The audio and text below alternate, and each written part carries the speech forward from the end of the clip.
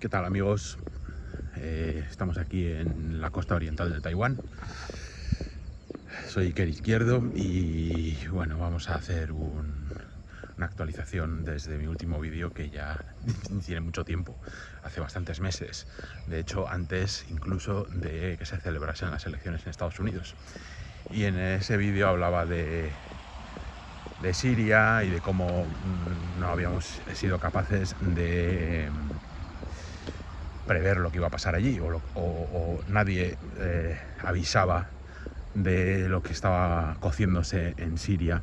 Me refiero sobre todo a los medios alternativos, aunque también decía en los medios tradicionales, excepto algunas voces que lo estaban ya anunciando desde la propia Siria, como Kebor Kalmasian, etc.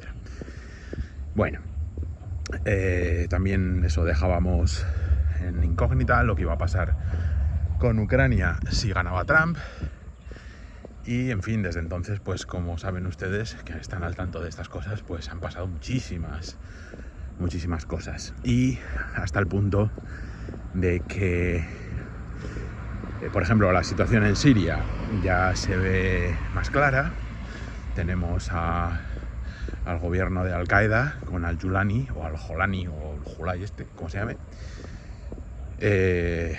perfectamente aceptado por los gobiernos occidentales. Particularmente hace bastante gracia, si no fuese una tragedia, la recepción que le hizo Emmanuel Macron en París, solo unos años después del terrible atentado yihadista en la sala de fiestas de Bataclan y otros atentados que hubo en Francia. También con Al-Julani o Al-Jolani o el Julay se hizo foto nuestro ínclito ministro de Asuntos Exteriores, Álvarez, teniendo en cuenta que España también ha sido pues blanco de ataques yihadistas, más reciente pues el de Barcelona, como saben. Y Siria ahora parece que se divide en zonas de influencia: más al norte Turquía y más al sur Israel, porque parece que los Estados Unidos se van a empezar a retirar de ahí, o se están retirando, aunque supongo que habrán ya ha llegado a un acuerdo. Trump estuvo allí, se reunió con Al-Julani también en Arabia Saudí. Supongo que habrán llegado a un acuerdo para que Estados Unidos siga retirando el petróleo, ahora ya con todas las de la ley, entre comillas. Con lo cual se reconfigura un poco la situación en Oriente Medio. Parece que las tensiones con Irán, o los intentos de Trump de llegar a un acuerdo con Irán, se están yendo al garete. Seguramente pues por influencia de los más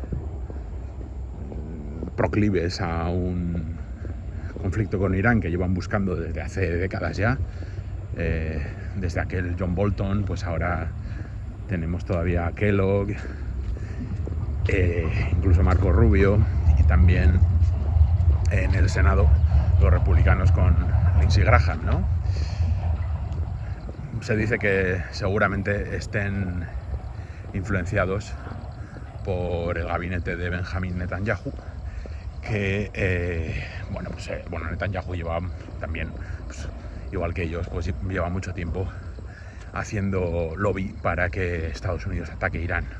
Irán ya no es el Irán de hace 20 años, es un Irán bastante más fuerte militarmente, y veremos, además tiene firmados, como saben, tratados de asociación estratégica con China y con Rusia, con lo cual la cosa parece muy difícil, pero bueno, veremos lo que ocurre. Pero donde se sigue jugando, yo creo, el destino de la reorganización geopolítica del mundo es en Ucrania. Y desde el último vídeo que ha ocurrido, pues básicamente lo que ya decíamos, ¿no? La continua presión del ejército ruso en toda la línea del frente, ahora ya mucho más clara. Es decir, ahora estamos en un momento en el que yo creo que se ve bastante claramente que el ejército ucraniano no puede mantener la línea del frente en todas partes. Hay un frente en Sumy después de que la invasión de Kursk fuese rechazada ya finalmente. Ahora el ejército ruso en esa zona del frente va al ataque hacia la ciudad de Sumy. Se ha reactivado el frente de Kharkov nordeste en Vovchansk, la ciudad de Vovchansk, que es una ruina ahora mismo. Y en la línea tradicional del frente, es decir, desde el nordeste de Kharkov, en la zona de Kupiansk, todo hasta Donetsk sur, no vemos más que pequeñas rupturas del frente por parte del ejército ruso que los ucranianos, ya con muchísimas dificultades, con muchas más dificultades que antes, intentan cubrir con menos tropas de reserva, con tropas ya todavía menos experimentadas, etcétera, etcétera. Y con un ejército que prácticamente no ha tenido tiempo para descansar en meses. La ruptura más clara seguramente sea en el centro de Donetsk, entre las ciudades fortaleza de Pokrovsk y de Konstantinovka, en ese intervalo de espacio, entre las dos, pues hayan abierto una brecha muy importante el ejército ruso. Y no sería bueno, es muy probable que esas dos ciudades acaben en manos rusas pues a mitad o final de verano. Pero bueno, esto, en fin, con mucha prudencia, porque a pesar de que sí que se puede ver una tendencia general de aceleramiento del derrumbe del frente ucraniano, pues nunca se puede saber. O sea, quiere decir que a lo mejor por alguna razón que se me escapa, pues se estabiliza otra vez. Sin embargo, hay alguna otra razón para pensar que va a ser muy difícil esa estabilización, porque pues las cuentas que se van haciendo, sobre todo de bajas ucranianas, estos son cálculos que más o menos se hacen con fuentes abiertas, pues son tales que, si se sigue el ritmo actual, muy probablemente a finales de verano el ejército ucraniano ronde los 500.000 hombres en el frente. Y el problema es que con 500.000 hombres no se puede soportar un frente tan amplio como el frente ucraniano actualmente, que tiene cerca o más de 2.000 kilómetros, desde Sumy, haciendo toda esa gigantesca media luna, hasta Jersón. Y claro, si no se puede aguantar, pues estamos ante un derrumbe. Habría una o más brechas ya muy grandes, en las que no se encontraría resistencia o muy poca resistencia para avanzar por parte del ejército ruso. De hecho, algunas de estas señales se pueden ver en que, según han informado algunos blogueros militares, algunos reporteros militares rusos, algunas de las fortificaciones o trincheras que ha asaltado el ejército ruso a lo largo del frente, pues estaban vacías. Es decir, que no había allí ya nadie para defenderlas. Con lo cual, pues estas serían señales. Esto, yo creo que en estos últimos 3 años y medio no había ocurrido. Yo por lo menos no tengo información de que hubiera ocurrido así, de que se hubieran encontrado los asaltantes con las trincheras vacías. Bien, esto refleja también el rápido avance que se está viendo en el frente. Es decir, si antes pues un pueblo pequeño se tardaba 1 mes, 2 meses en conquistar, ahora estamos hablando de 3 o 4 pueblos al día. O sea, es importante este avance. Esto ahora habría que conjuntarlo con el lado diplomático. el aspecto diplomático de la guerra, y es que, como saben, hace un par de semanas hubo una primera reunión en Estambul entre Ucrania y Rusia. Supongo que están ustedes todos al tanto de cómo se llegó ahí, con ese ultimátum que lanzaron los europeos, Starmer de Reino Unido, Merz de Alemania y Macron de Francia, con Tusk de Polonia también allí de carabina. Putin respondió diciendo: venga, vamos a negociar, no hay alto el fuego, pero vamos a negociar. Bueno, hubo ahí un pequeño circo por parte de Zelensky, a lo que nos tiene acostumbrados, y en esa primera reunión pues no se llegó a nada más que a un canje de prisioneros, que es algo que se venía haciendo durante toda la guerra. Pero seguramente en Estados Unidos y en Europa, pues a lo mejor no se esperaban que Rusia se mantuviese en sus 13 con las demandas que llevaba haciendo desde septiembre de 2014 para un alto el fuego y etcétera.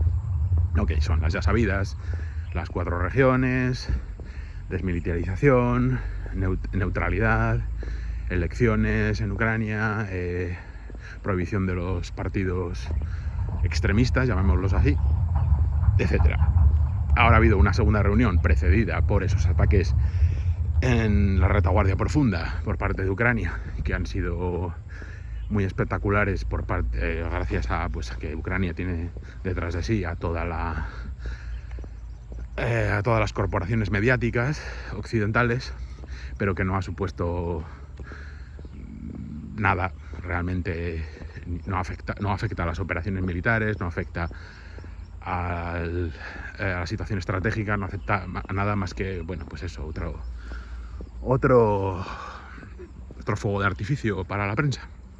Y lejos de responder de manera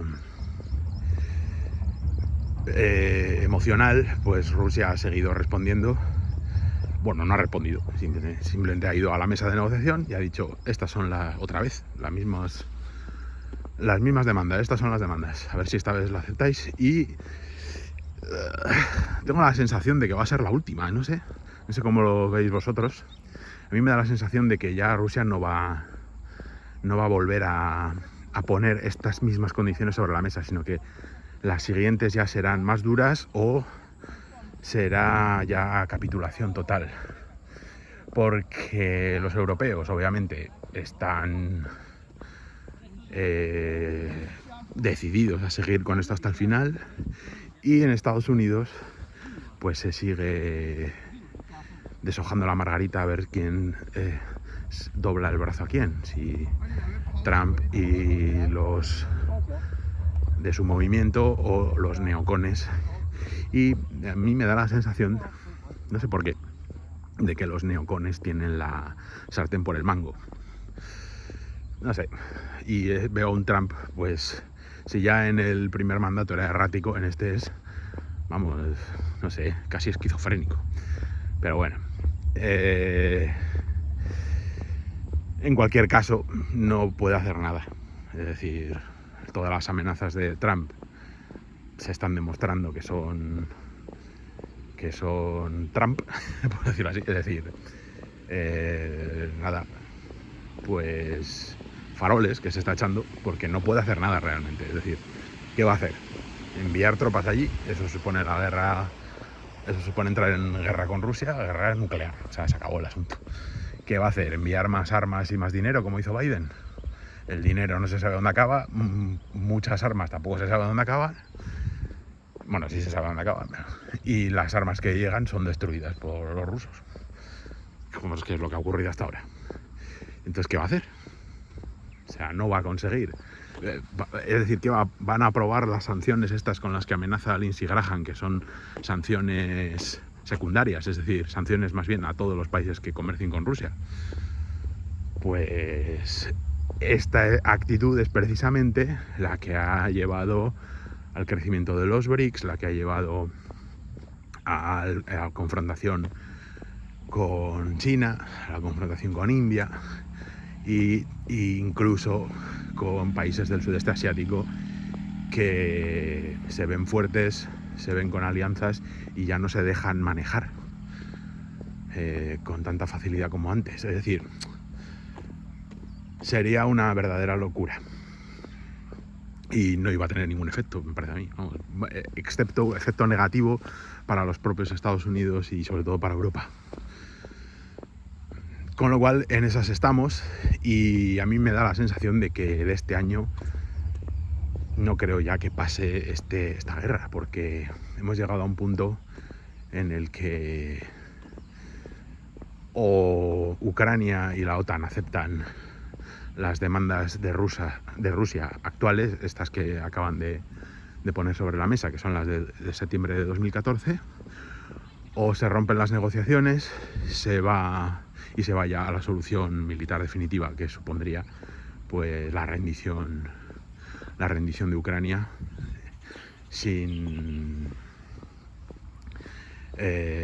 ninguna contrapartida, y lo que supondría pues la derrota total de la OTAN. Yo supongo que en la OTAN intentarán evitar, ¿no?, una debacle así, pero como tampoco quieren ni siquiera una debacle pequeñita, pues en fin, veremos qué pasa.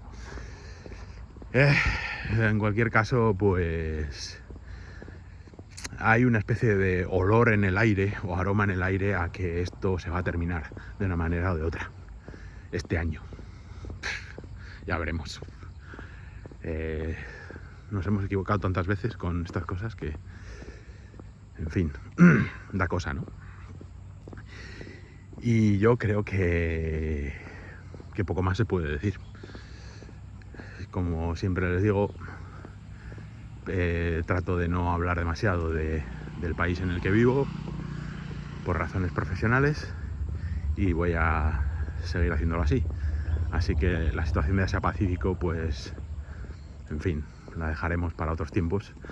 Lo único, pues, constatar que ayer hubo elecciones en Corea del Sur, ganaron los demócratas, Partido Demócrata, es decir, el partido opositor al presidente anterior, Yoon Suk-yeol, que fue el que dio el golpe de estado circense del pasado 3 de diciembre.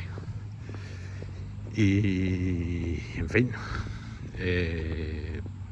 pero bueno, no creo que cambie demasiado la situación en Corea del Sur, ¿eh? O sea, algunos están hablando de que han tomado el poder los comunistas, estas chorradas de los gringos que dan risa, pero bueno, en fin, nada, todos mis buenos deseos para Corea del Sur, que es un país al que quiero mucho, al que he visitado mucho y en el que tengo amigos, y que tiene mucha importancia en mi biografía sentimental y también en mi obra literaria, en mi pequeña y poco brillante obra literaria, pero lo tiene. Y bueno, pues con este día nublado aquí en Ilan, donde parece que se puede poner a llover en cualquier momento, y donde cuando he salido hacía fresquito, pero ahora hace un calor de mil demonios, pues vamos a terminar este vídeo. Nos veremos en unos meses, o no, veremos. Hasta la próxima. Adiós.